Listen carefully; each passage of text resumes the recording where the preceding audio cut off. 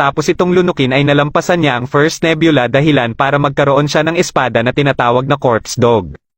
Sa sumunod na klase nila sa Dao Yuan class ay binigyan naman sila ng Spirit Stones at pinagsanay ng mag-isa.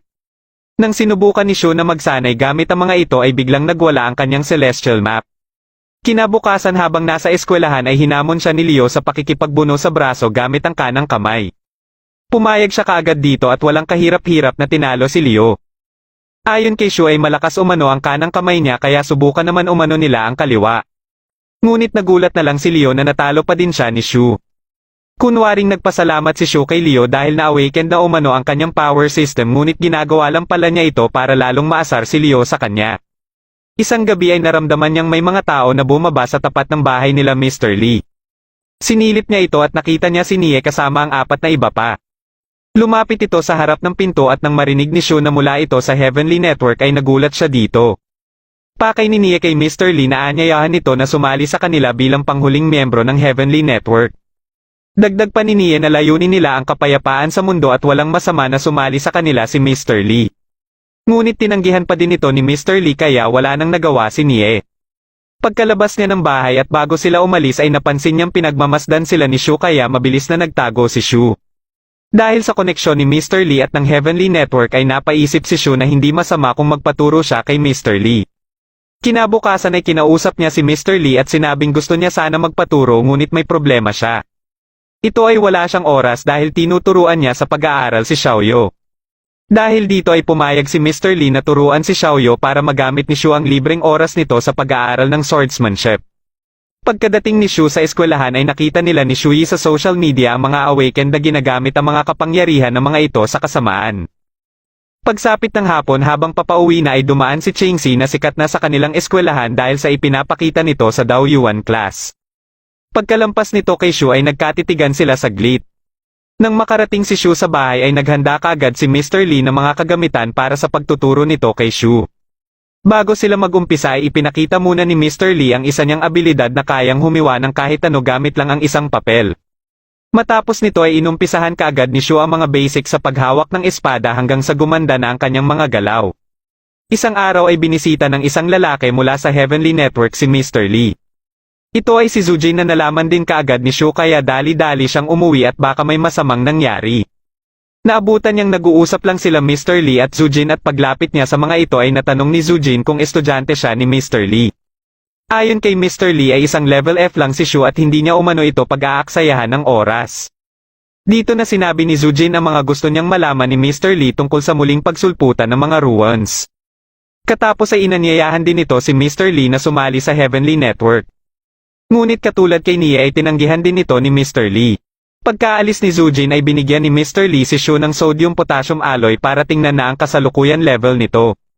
Nang malagyan na nila ito ng kanilang dugo ay unang lumabas ang kulay ng level A.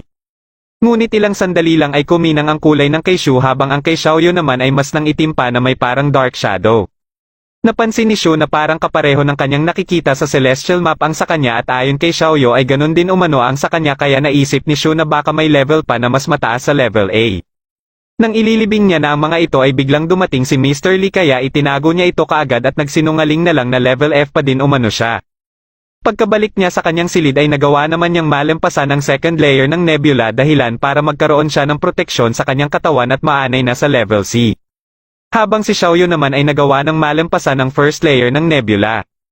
Dahil dito ay nagagawa ni Xiaoyu na maibalik ang isang nilalang na pumanaw na ngunit parang dark shadow lang ang anyo.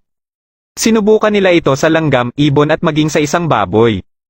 Pagkapasok nila sa bahay ay pinalabas ni Xiaoyu ang baboy. Sinuntok ito ni Shu na kaagad ding bumulagta at nawala ng malay.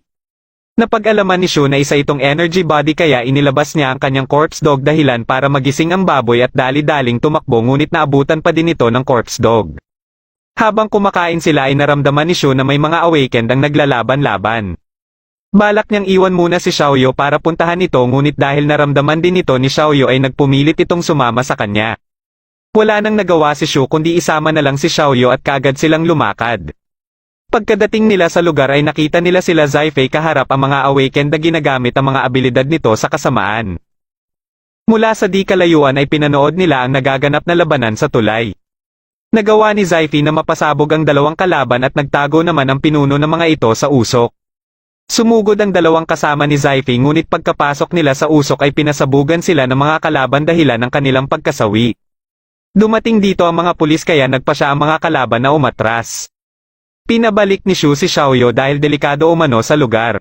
Pagkaalis ni Xiaoyo ay pumunta naman siya sa lugar kung saan nagtago ang mga kalaban nila Zyphy. Habang nilulusob ng mga pulis ang gusali ay nagpa siya ang mga kalaban na lumabas na ng gusali. Bitbit ng pinuno ang dalawa nitong kasama at pinaghahabol sila ng grupo nila Zyphy. Nagawa ng isa sa kasamahan ni Zyphy na mapuruhan ang kalaban ng espada nito. Pagkadating nila Zyphy ay napansin nilang nasa taas ng kalaban si Shu. Dahil dito ay inatasan ni Zyphy na dakpin din si Shu at hindi niya alam na isa ito sa kanyang estudyante. Nakalaban ni Shu ang dalawang babae habang sa baba naman ay nilalabanan nila Zyphy ang lalaki. Sa bilis ng mga galaw ni Shu ay pinaglalaroan lang niya ang dalawang babae. Matapos ang mga naganap na pagsabog ay napansin ni Shu na nakabulagta na sila Zyphy. Nabangga niya ang lalaki at nang mapansin niyang may gagawin itong masama sa kanya ay nagpalabas siya ng matindi niyang kapangyarihan. Sabay silang umatake at nang magkasalubong ang kanilang mga kamao ay napalabas ni Shu ang corpse dog dahilan para matalo niya kaagad ang kalaban. Katapos ay umalis din siya kaagad ng lugar bago pa may makakita na iba sa kanya. Pagkadating niya sa bahay ay nagpasya sila ni Xiaoyo na balikan ang lugar para makakuha si Xiaoyo ng mas malakas na energy body. Para makasiguro na wala na ang mga pulis at grupo nila Zyphy ay inutusan ni Shu si Xiaoyo na paikutin nito ang ibon para tingnan muna ang paligid. Nang wala itong makita na kainahinala ay nagpasya na si Shu na balikan ang pinangyarihan ng labanan. Matapos makumpirma na wala na sila Zyphy ay pinasunod niya na si Xiaoyo. Pinakiramdaman ni Shu si Xiaoyo kung may nararamdaman itong dead energy sa paligid. Nang maramdaman ni Xiaoyo ang dead energy ng isa umanong matangkad na lalaki at dalawang iba pa ay inutusan ito ni Shu na kunin ang dead energy ng matangkad na lalaki. Nagkaroon naman ng pagpupulong ang mga miyembro ng Heavenly Network tungkol sa labanan nila Zyphy. Dahil sa mga nakuhanan ng camera ay nakita din nila dito si Shu na hindi pa nila matukoy kung sino ito na may level C. Kasalukuyan pa nilang inaalam ang pagkakakilanlan nito pati na din ang Black Shadow na nakapalibot sa katawan nito. Isang gabi ay matagumpay nang napalabas ni Xiaoyo ang dead energy na nakuha nito nung nakaraang gabi kaya dali-dali siyang pumunta sa kwarto ni Shu para ipakita ito. Ayon kay Xiaoyo na kaya niya din umanong kontrolin ito na para lang din siyang nagkokontrol sa kanyang katawan. Nagulat naman si Shu nang makita din ni Xiaoyo ang mga memorya ng taong ito. Dahil dito ay nalaman ni Xiaoyo kung saan tinago ang pera na ninakaw ng mga ito. Gusto itong kunin ni Xiaoyo para makabili na sila ng sariling bahay ngunit ayon kay Shu ay kung kunin man umano nila ang pera ay ibabalik nila ito sa mga pulis. Nalungkot dito si Xiaoyo kaya nangako si Shu na makakabili din sila ng bahay. Kinabukasan ay sinalubong ng mga estudyante at mga guro ang bagong direktor ng eskwelahan. Ito ay si Yishao na at nalaman kaagad ni Shu na isa itong level B at miyembro ng Heavenly Network. Naramdaman din ni Yishao ang kapangyarihan ni Shu kaya napatingin din siya sa mga estudyante. Pagkasimula ng klase sa Dao Yuan class ay nandito din si Yishao at ipinaalam sa mga estudyante na siya ang magiging immediate superior nila. Nabanggit din ito ang pinaghahanap ng Heavenly Network na nakalaban nila Zyphy nung isang gabi. Matapos ang kanyang pagsasalita ay ipinaalam na ni Zyphy ang pamimigay ng Spirit Stones at binabase ang dami ng Spirit Stones na matatanggap sa level ng bawat isa. Base sa level ni Shu ay nakatanggap ito ng 2 Spirit Stones. Matapos ang klase ay kinausap ni Shu si Shuyi para itanong dito kung may alam si Shuyi sa presyo ng isang Spirit Stone sa black market. Dahil may kilala si Shuyi na bumibili nito ay nabenta ito kaagad ni Shu. Binisita naman ni Yishao si Mr. Lee habang tinuturuan nito si Xiaoyo. Ipinaalam nito kay Mr. Lee ang pagpunta nila sa tuktok ng North Mountain at nakita umano nila dito ang mga kalansay na kayang tumakbo at tumalon na posibleng kalibel ng isang level A. Nabanggit din ito ang pinaghahanap nilang level C practitioner dahil alam umano nitong gumamit ng espada. Ngunit itinanggi ni Mr. Lee na estudyante niya ang taong tinutukoy ni Yishao. Pero bago ang lahat mga idol, ang videong ito ay hatid sa atin ng 1xBet, ang #1 legit betting site na kung saan pwede ka nang tumaya at manalo kahit na nasa bahay ka lang. Para makapag-register, i-click nyo lang ang link na nasa description or comment section. Pagkatapos ay ilagay ninyo ang inyong phone number at sa baba, ilagay ang ating promo code na ANICAP. Magbibigay din tayo mga idol ng 150 pesos GCash sa 10 tao na nakapag-register gamit ang ating promo code na ANICAP.